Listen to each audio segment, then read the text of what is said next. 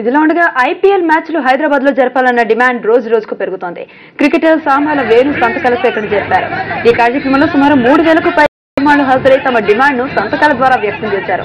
అంతర్జాతీయ ప్రమాణాలు కలిగిన రాజీవ్ గాంధీ అంతర్జాతీయ క్రికెట్ స్టేడియంలో ఈ మ్యాచ్ నిర్వహించాలని వారు కోరారు.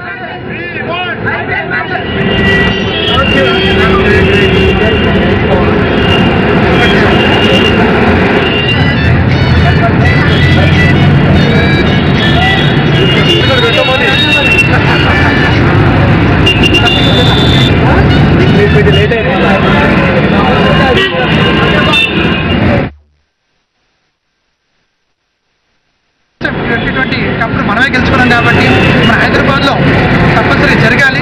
మన దగ్గర అన్ని సహకారాలు మన దగ్గర ఉన్నాయి.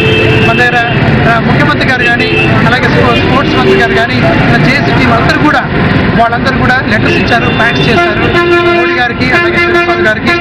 వాళ్ళు మనల్ని ఒకసారి మనసు మార్చుకుని మన హైదరాబాద్లోనే ఐపీఎల్ మ్యాచెస్ కండక్ట్ చేయాలని చెప్పి నేను మనసారా కోరుకుంటున్నాను.